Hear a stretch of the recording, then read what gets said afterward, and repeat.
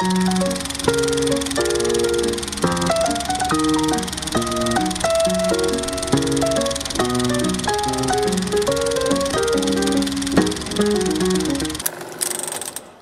I Games. Triple I Games. Triple I Games? Nope, it doesn't sound less silly the more I say it. Can I ask, what the fuck is a triple I game meant to be? I don't usually get hung up on the name of a studio, but this one stands out to me because it's just a weird one. In my mind, I see an indie game with the same treatment as a mainstream AAA title, by which I mean the content has been viciously chopped out and sold back to us even though we've already paid a steep asking price. I envision little games having launch day DLC being built as blandly as possible from the most standard parts available. Something that pushes no boats out and makes zero impact on an artistic medium. Actually, you know what? Now the studio name makes sense. Because whilst my initial first impressions of Hindsight 2020 were decent, I'd say decent, the more I played, the more I realised the game was a dull slog, easily on par with, well, name any one of a dozen Ubisoft, Activision or EA titles. And that, viewer, is how to give away your opinion in the first minute or so of an internet video. In hindsight, I should have left it later to reveal. In Hindsight 2020, you play as Jian, a one-armed Assassin's Creed cosplayer with a big dumb anime sword. After leaving his hometown of Champère, whatever this is called, where they needed him most, he has returned to save the people from a virus that turns people into demons. His chosen method of saving them is to run around beating up guards with a baton or a sword, but then he clearly isn't an MD. The game is very open and proud of its moral choice system, being quick to tell you that guards will remember your actions, and they get really pissy if you murder. You must constantly choose between being a murdery murder man or a cuddle stun bun. As you solve people's problems before facing off with the big baddie, the leader of the infected demon people whose name I cannot pronounce without stuttering. These aren't bits, by the way. These aren't bits that I do. I am not doing some reoccurring gag. I literally struggle to pronounce many things because, well, I'm a bit of an idiot. In hindsight, that might mean I am not so good as a reviewer. I mean, you know, alongside the fact that I'm shit and have no idea what I'm doing. I'm just going to keep referring to them as demons from this point forward, alright? Also, another side note, I'm sorry if these sound really echoey and off at the moment. I moved my computer into my main room and that was a mistake. There's nothing but hard walls in here that are really echoey. I sincerely apologise. I said facing off with a big baddie, but that's not necessarily true, and I will explain myself, so spoiler warning from this point on if you're going to play this. So I mentioned your town and how it loves people who don't use murder as a quick go-to solution for easily fixable problems and such, right? Well, this value is preached by the so-called benevolent king, Marcos. A dude who literally has gold statues of himself all over town and in his castle and could not be more clearly a power-hungry douche. Also, he is connected to the death of Jean's father in a way that never makes it clear. What a class act, right? Oh yeah, I forgot to mention, Jean's father's dead. He was murdered by some dude named Arthur, but, like, this guy is connected as well. Doesn't matter, it's not interesting. The king insists that the demon people are beyond help, and let me tell you, when a wealthy 1%er sitting in his ivory tower tells me that sick people are not worth saving,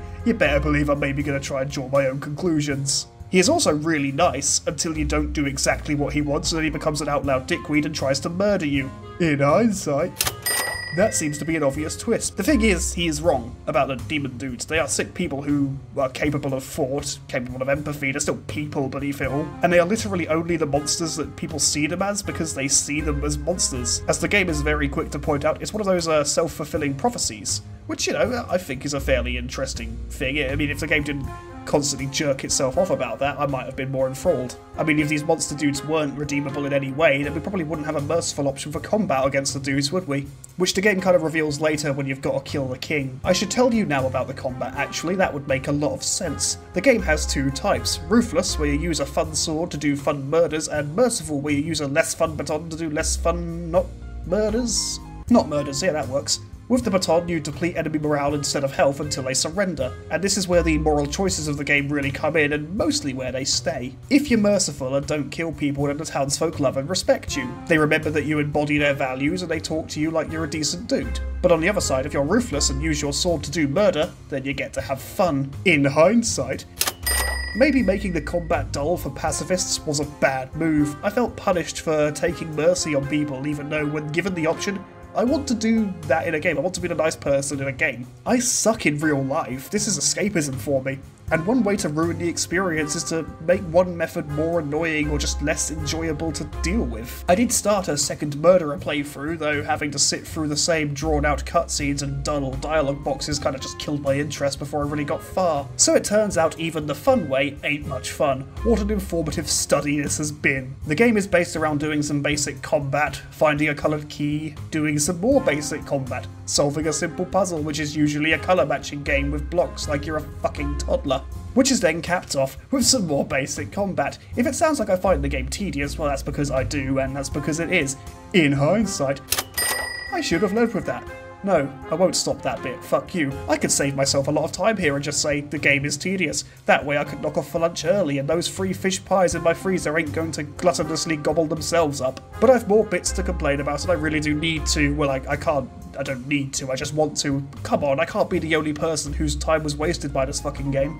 The combat is tedious, I've made that clear. That's one of the main things the game has, and it just isn't that fun. Even with your sword, it just doesn't feel that amazing to play, really. Sometimes hits just don't register, sometimes the game spawns these homing grenade throwing dickweeds that are just a pain. They're the only thing I really died to, because you don't always notice they're there and their grenades move really fast and do a lot of damage. Sometimes you'll come up to one of the two boss types in the game. You've got slow melee dudes and a couple of floaty fast magic dudes. Amusingly, the big slow melee dude bosses, including the final boss fight with the king, all share the same basic moves. The king snazzes it up a little bit, but not in any meaningful way. He just adds an extra step before you're able to damage him. I still beat the king in like 2 attempts, and that's only because I kinda mistimed something on the first attempt and got myself killed like an idiot, but in my defense I was really bored and not paying attention. The fight before that was much worse. You see, the floaty demon leader dude takes you on to test your mettle whether or not you do an angry murder playthrough or a pacifist playthrough. I'm assuming. Again, I didn't do the murder playthrough, I'm just going to assume you have to fight him anyway. The only way to damage this floaty demon dude, by the way, is by reflecting his magic back at him. Fair enough, I suppose. However, only one of his 4 randomly used spells can be reflected, so get ready to spend ages just wandering around the arena until he uses the spell. In hindsight, a boss not overusing a move that makes them vulnerable makes sense. However, it's not fun having to slowly avoid their other attacks that are just so easy to casually walk out the way of. Only one of his attacks are dangerous. Until he switches to melee, then it goes from one of his attacks being dangerous to none of them being dangerous. He's not fun, he's barely a boss, he's just a fucking time sink. It took 15 minutes to get past him, and it's not even because he's hard, it's just because he's so drawn out and irritatingly designed. I also want to bring up these random ass traps that are just scattered around corridors and walkways like some child has come along emptying their toy box onto the floor. Glowy blue geometric shapes and spiky balls rolling back and forth are, security? I guess? I don't know. I don't get why we see them or what they're really meant to do. I don't get what any of this game is trying to do. Its moral choice shit is so heavy-handed that it's not fun to experience. It's all either, yay, you know a killer, or boo, you did a murder. Maybe things would be better if you take the game up on its offer to go into New Game Plus. I mean, yeah, you could do that. You could start the game again to make different choices, New Game Plus, so, you know, that's just what it is. I couldn't hammer the quit button fast enough when that option was offered, though. In hindsight, I maybe should have made a game worth playing the one time before asking us if we want to go again. Because to be as polite as possible, I cannot think of a bigger waste of my Monday afternoon. When it asked the question, I said aloud, fuck no, I'd rather do the dishes and clean the toilet. So that's Hindsight 2020 to me, a game that aspires to be worthy of multiple playthroughs but is barely worthy of the one. I already made that joke early, didn't I, about it now being worthy of being called Triple I. Well done, lads and lasses and all in between. I don't know who works for this studio. You made a bland, short and rather uninspired game with delusions it would be played over and over for ages. Maybe add some fun next time. Hindsight 2020 is a game that revolves around one central moral choice, to kill or not to kill, with no idea how to interestingly connect these bits together. It's all just square arenas of guards and an occasional puzzle. Still, it's hardly the worst thing I've played. In hindsight, I should have made this clearer because I realise I'm sounding a little bit negative. Just a little bit. Tiny little bit. It's rather inoffensive, it's mostly functional, and, you know, I liked the main character's design. Little one-armed swordsman dude, I thought it's quite cool. I also didn't hate the soundtrack, it was fine.